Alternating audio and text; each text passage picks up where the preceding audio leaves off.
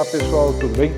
Sou o professor Mário, aqui da URI de Registro, e eu vim aqui hoje para falar um pouquinho sobre ciências da natureza para o ensino médio. Não é um aulão, né? Mas sim um bate-papo, algumas dicas, alguns exercícios, e eu acho que é isso, tá bom? A gente está chegando aí perto do SARESP, e para vocês do ensino fundamental, né, a gente chama de prova ouro. Qual que é o objetivo dessa prova ouro do sistema de avaliação de aprendizagem do Estado de São Paulo? Avaliar os alunos do ensino fundamental, né, do segundo, quinto ano, depois do sexto até o nono, beleza? Para os alunos do segundo e quinto ano, só língua portuguesa e matemática. Agora, para você, que é do sexto ao nono ano, tem língua portuguesa, matemática, ciências, história, geografia e inglês. E a gente vai falar aqui um pouquinho sobre ciências, tudo bem? Quais as vantagens, o que é legal de estar fazendo essa prova ouro, né? O critério, a prova ouro, é um dos critérios para que você participe do programa Prontos para o Mundo e, de repente, está aí no próximo ano se preparando para conhecer um outro país. Além disso, a nota da prova ouro pode contar aí como nota do quarto bimestre para esse corrente ano e também uma bonificação para as escolas que conseguirem atingir as metas aí, ouro ou diamante, beleza? Mas, vamos lá, vamos falar de ciências, que essa é a pegada para hoje, tudo bem? Quando a gente fala em SARESP, ou quando a gente fala em ciências, o que é que se pretende identificar? Se ao longo do processo, ao longo dos anos, você entendeu como as coisas funcionam. Ciências é isso, certo? Ciências é compreender como é que o mundo funciona, né? E quais os temas que mais aparecem? Corpo humano, né? Pensando na prática. O que acontece quando a gente faz um exercício? Né? O que faz meu coração disparar? Estou no escuro, estou no claro, o que acontece com a minha pupila? Né? Energia e matéria. Mudança de estado, eletricidade, fontes de energia. A gente vai falar muito de fontes de energias renováveis, não renováveis. Terra-universo, compreender os movimentos da Terra, fenômenos da Lua, estação do ano. Ou seja, é entender o mundo. Por isso que a gente fala muito do cotidiano. Né? Reciclagem, vacina, alimentação saudável, são coisas que fazem parte do seu dia a dia, do meu dia a dia. E ciências, né? A ciência da natureza, procura compreender isso. Beleza? Então agora a gente vai para algumas dicas e depois a gente resolve alguns exercícios. Então, dica 1. Poder do desenho e esquema. Toda vez que você estiver estudando, né, ciência visual. Eu estou falando de célula. A melhor forma de eu compreender a célula é eu fazer o quê? Um desenho, fazer um esquema. Estou falando de sistema solar. Desenhe o sistema solar. Né? Como é a estrutura da célula? Como é, né, quem são os planetas? Né? Quais são as luas de cada planeta? Ou seja, toda vez que você desenha isso na hora de estudar, né, fica mais fácil você ter isso visual. E compreender como é que o mundo funciona, acho que é parte disso. Tá bom? Então essa é a dica número 1. Dica 2. Conecte tudo que você estiver estudando com o cotidiano. Então falou de mudança de estado físico. Caramba, mudança de estado físico, né? Tá aqui, ó.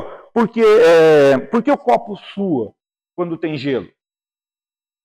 Tentar entender isso. Então é condensação, né, do ar, da água, das gotículas de água que estão não dentro do copo, mas aqui no ar.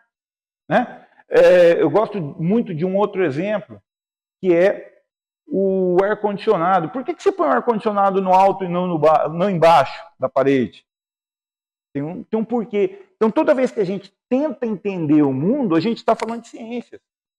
Tá? Você usa filtro solar? Por que eu uso filtro solar?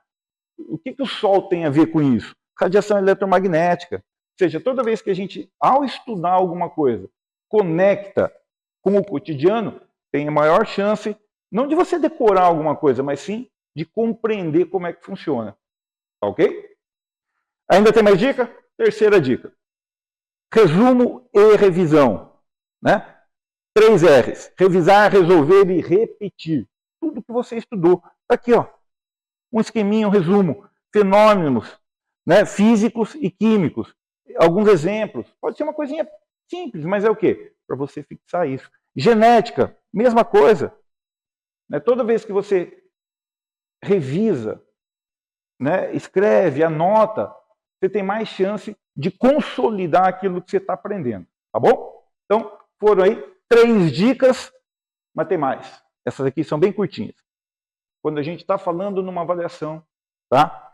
Ler com atenção é muito importante. Muitas respostas estão no próprio texto ou gráfico. Ou seja, uma boa leitura, uma boa compreensão do enunciado vão garantir que você responda a pergunta. Outra dica de ouro aqui. Palavras-chave. Aumenta, diminuiu, transforma, respectivamente, não está aqui, mas é outro, né? Sinal que as palavrinhas, as respostas têm que estar na ordem do texto. Às vezes a gente acha a resposta e esquece de prestar atenção efetivamente naquilo que está se pedindo, entendeu? Gráfico e tabela, né? Hoje eu diria que 20 a 40% de qualquer avaliação vai ter gráfico, tabela, desenho, histograma, charge. Charge para a língua portuguesa? Sim, mas para física, química, ciência, biologia, para tudo, beleza? Então, essa leitura, essa compreensão é fundamental. Relacione com o seu dia a dia. Quando você está lendo uma questão, está falando lá de energia, está falando de amperagem, está falando de voltagem. Pô, eu não lembro exatamente disso. Tenta associar, lembrar como que é o chuveiro da sua casa, como que é a resistência, a panela elétrica, o ferro de passar, né? Falou de temperatura, o que eu lembro? Como é que funciona? Então, quando você consegue relacionar isso com o dia a dia, aumenta muito a chance de você acertar uma questão, principalmente da área de ciências, tá bom? E claro, confie em você. O que você aprendeu na escola vai estar ali, só que de um jeito prático, né? As perguntas costumam ser contextualizadas, beleza? Agora nós vamos para as questões. Vamos só fazer um combinadinho. Eu leio a questão, você pausa, beleza? Pausa o vídeo, tenta responder a questão e depois você solta o play de novo para poder ver como é que a gente vai resolver esse exercício. Tá ok? Então isso você vai fazer para cada uma das questões que a gente lançar aqui. Vamos lá? Nossa primeira questão. Com a ajuda da legenda, analise a estrutura da molécula do etanol, álcool etílico a seguir. Então está aqui a molécula do etanol. E aqui eu tenho a legenda. Assinale a opção que representa a fórmula química do etanol. E eu tenho as opções aqui. Beleza? Pausou. Pausa aí. 3 minutinhos, tenta responder. A hora que respondeu, solta. Beleza? Pronto? Vou responder agora. E esse movimento a gente vai fazer para todas as questões. Tudo bem, pessoal? Então vamos lá. Analisando a molécula aqui e a legenda.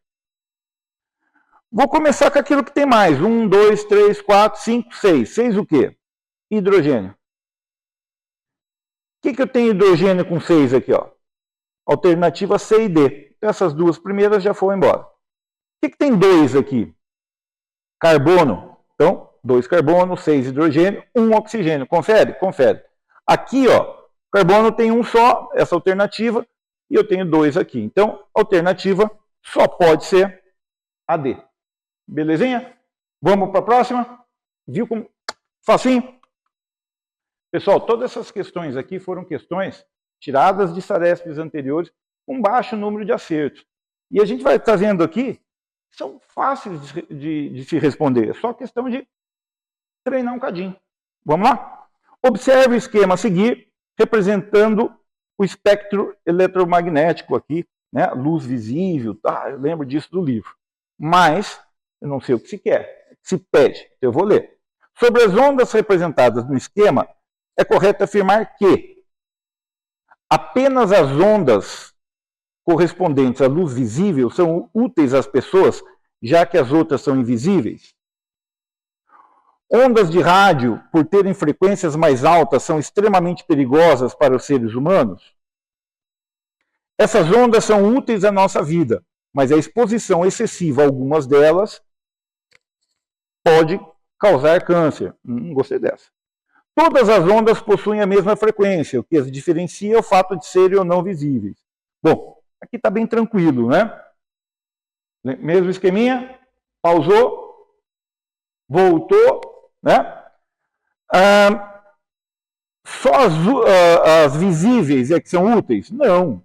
Onda de rádio é importante para a gente, raio-x, ultravioleta, todas elas. Depende de como é que a gente vai utilizar, certo? Ondas de rádio perigosas? Não. Essa resposta C, ó. Essas ondas são úteis à nossa vida, todas elas. Mas a exposição excessiva, alguma delas, podem causar câncer. Perfeito. Então, resposta C, tá? Pessoal, vejam que é tudo leitura e interpretação. Preciso compreender aqui, preciso saber a frequência de cada uma delas? Não. Eu preciso ler com cuidado o texto. Fechou? Vamos para a próxima? Ó, resposta certinha. Vamos para a próxima. Observe a charge a seguir, relacionada a efeitos da radioatividade. O efeito à exposição à radioatividade a qual o autor da charge se referiu é: a temperatura da região exposta à radioatividade ficaria sempre muito baixa? As pessoas e outros seres vivos da região poderiam apresentar mutações indesejáveis? A radioatividade provocaria efeitos no meio ambiente, mas pouco afetaria os seres vivos? A radioatividade provocaria um efeito inverso ao do aquecimento global? Então, com essas alternativas, olhando para a charge, pensem na resposta aí. Outra resposta também de primeirinho, hein? Pronto? Bom, a charge me mostra o quê? Esse símbolo me dá a ideia de radioatividade. O frio aqui é só acaso. Eu poderia ter isso em qualquer lugar do mundo. Uma usina nuclear, um problema de radioatividade.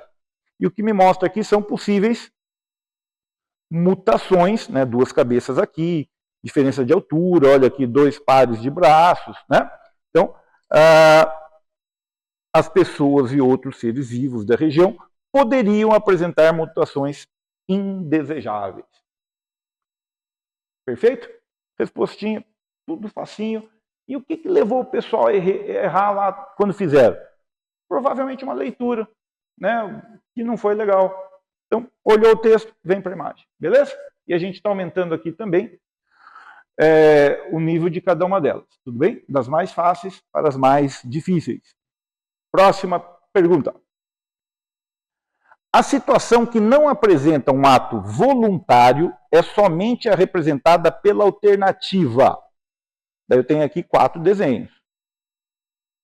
Não vou nem falar sobre os desenhos, porque senão eu posso induzir a resposta. Então respondam. Estou respirando a respiração enquanto vocês respondem, depois vocês soltam o vídeo. Combinado? Pronto. Vamos lá. Soltou o play. Isso aqui é involuntário?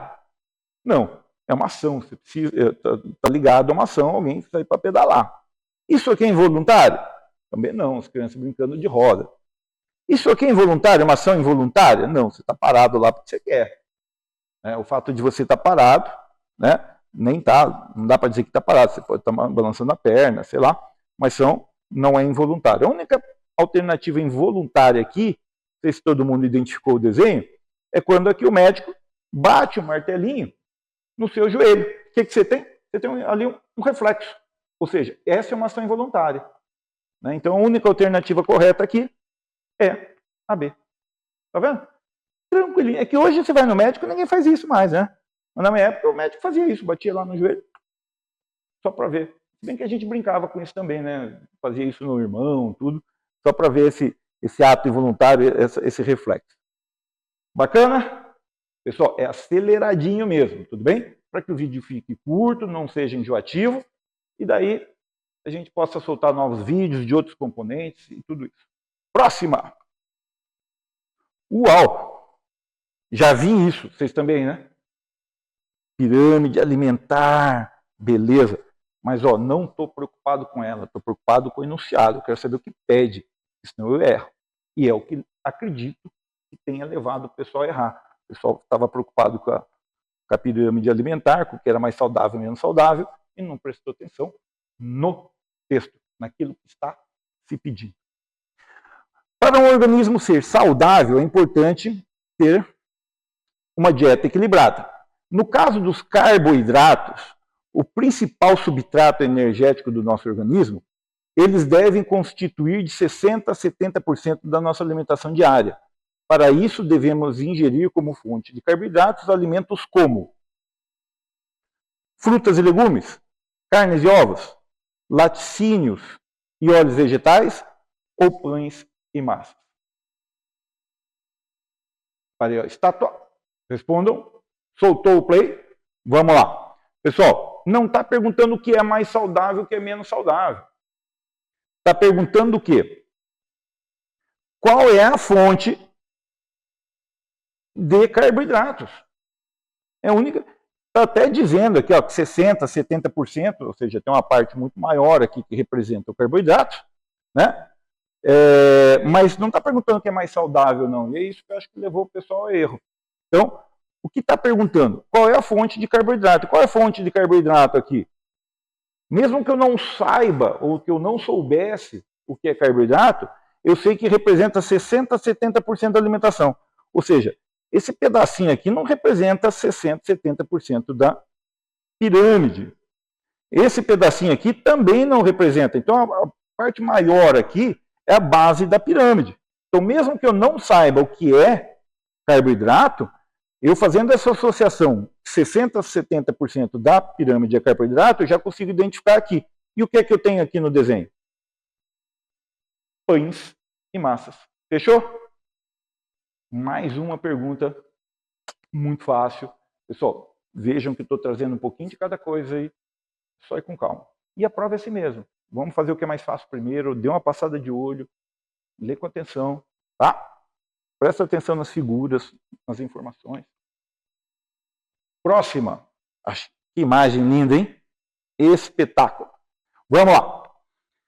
Na atualidade, as usinas hidrelétricas constituem a mais importante fonte de energia elétrica do Brasil. Ou seja, a maior parte da energia elétrica do Brasil vem de hidrelétricas. Embora essa fonte energética apresente diversas vantagens ambientais, também se caracteriza por algumas desvantagens, como, por exemplo, ou seja, estou procurando desvantagens da usina hidrelétrica. É não renovável, por isso se esgotará em poucos anos e deve ser substituída. Causa impactos ambientais, principalmente devido ao alagamento de grandes áreas. As turbinas usadas para gerar energia a partir do movimento das águas liberam dióxido de carbono. Só podem ser instaladas na região norte, por nas outras regiões há poucos cursos de água. Pausou? Todo mundo respondeu. Voltando. Essa está muito fácil, né? É não renovável? Não. Esquece. Causa impactos ambientais, principalmente devido ao alagamento de grandes áreas? Sim. Toda vez que você represa um curso d'água, você está gerando um impacto ambiental, né, com o alagamento de uma área. Se quiser ler o restante, ó, as turbinas usadas liberam dióxido de carbono? Não há queima de combustível algum aqui, né? Só podem ser instaladas na região norte, por ter muito curso de água. Bem pelo contrário, a gente tem muito mais curso de água em outras regiões do país, né? E não no norte a gente tem, achei que fosse no nordeste aqui, mas não é a resposta, tá? Não é onde a gente tem mais, tudo bem? Então, a resposta correta aqui é que ela causa impactos ambientais, não é liberando dióxido de carbono, mas sim devido ao quê? O alagamento de grandes áreas. Belezinha? Mais uma. Acho que está acabando, pessoal. Falei que é rapidinho e veja que a gente está fazendo uma retomada de um monte de coisa aqui. No esquema a seguir, vemos o comportamento da Lua em seu movimento ao redor da Terra e como a luz solar interfere sobre as fases da Lua, as fases que a Lua apresenta nesse movimento. Presta atenção nas setas. Já me respondeu o exercício, tá? Já me deu toda a dica que eu precisava. Mas vamos continuar. Que indicam a direção do movimento. Então eu tenho aqui a